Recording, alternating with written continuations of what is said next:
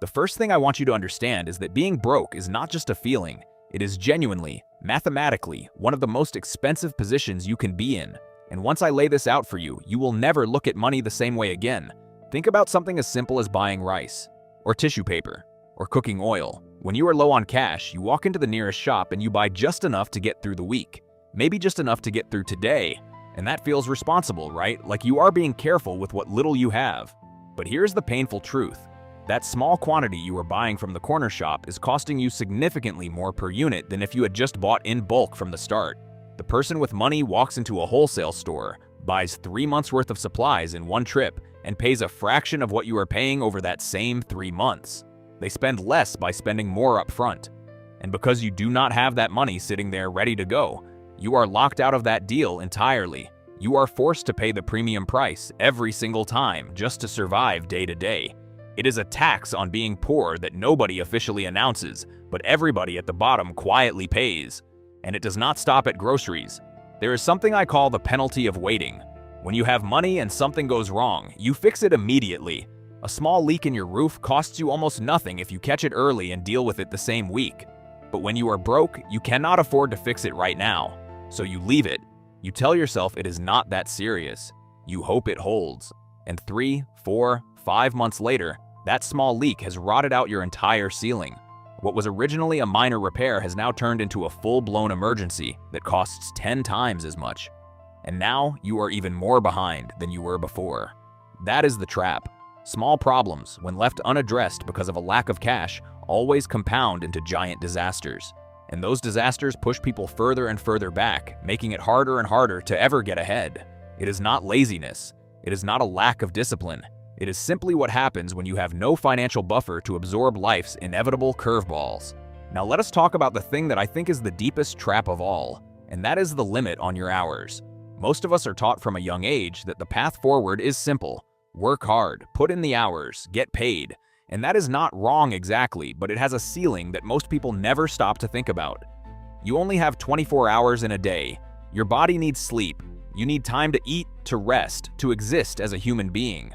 So realistically, you might have 8, 10, maybe 12 hours a day to sell to an employer. And once those hours are gone, that is it. That is your maximum output for the day. It does not matter how talented you are. It does not matter how disciplined you are. If your only income source is trading your time for money, you will always hit that wall. And beyond a certain point, working more hours does not even help anymore because your productivity drops, your health suffers, and you start making poor decisions. You are essentially a machine with a fixed output, and no matter how fast you run, the track only goes so far. This is where everything starts to shift when I look at how wealthy people actually operate. Rich people are not smarter in the way most people assume. They are not working harder than everyone else. The key difference is that they stopped trading their time for money a long time ago, and instead they started using their money to buy other people's time and to buy assets that generate income completely on their own. An asset is simply anything that puts money into your pocket without you having to physically show up for it. That could be a property that collects rent every single month. It could be shares in a company that pays out dividends, meaning a portion of their profits, on a regular basis. It could be a business that is set up in a way that runs without the owner being present every day. The point is that money is doing the work, not the person. So while a wealthy person is on holiday, while they are asleep, while they are spending time with their family, their investments are quietly generating income in the background. There is no clock in, no clock out. There is no ceiling on their earnings because their earnings are not tied to their hours. And then there is what I think is one of the most powerful forces in all of personal finance, the snowball effect. When you invest money and it generates a return, and then you reinvest that return, your profit starts making its own profit. It sounds simple when you say it out loud, but the long-term effect of this is genuinely staggering. In year 1, you earn on your original amount. In year 2, you earn on your original amount plus what you made last year. By year 10, by year 20, the number is growing in a way that feels almost disconnected from anything you did yourself. It is momentum. It is a snowball rolling down a hill that keeps picking up mass and speed the further it goes. This is why time in the market matters so much. Not timing the market, not trying to guess when to buy and sell, just being in it consistently and letting that compounding effect do what it does over years and decades. And on top of all of this, there is one more layer that most people never get to see: the legal advantages.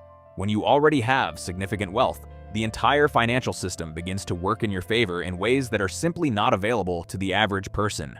Banks offer you lower interest rates because you represent less risk to them. You can afford to hire accountants and financial advisors who know every legal structure, every loophole, every strategy available to reduce what you owe in taxes. And this is not cheating. This is all completely within the law. It is just that these tools and structures are only accessible to people who already have enough money to afford the professionals who know how to use them. Meanwhile, the average worker has their taxes deducted automatically before they even see their paycheck. There is no strategy. There is no planning. The money is simply gone before it ever lands in their hands. So when you step back and look at the full picture, the gap between those who struggle financially and those who continue to build wealth is not really about effort or intelligence or even luck in most cases. It is about which side of this system you are operating from. One side has you spending more to buy less, absorbing the cost of every problem that gets delayed, hitting a hard ceiling on your income, and paying the maximum in taxes. The other side has your money working around the clock, compounding on itself year after year, with professionals helping you protect and grow every cent. The system is not broken. It is functioning exactly as it was designed. But the moment you understand this, you can start making decisions that move you from one side toward the other. Not overnight, not all at once, but the shift starts with a change in goal. The goal stops being just getting a bigger paycheck and it becomes acquiring even a small piece of the asset side, a little bit of something that works while you sleep. That is where real financial freedom actually begins.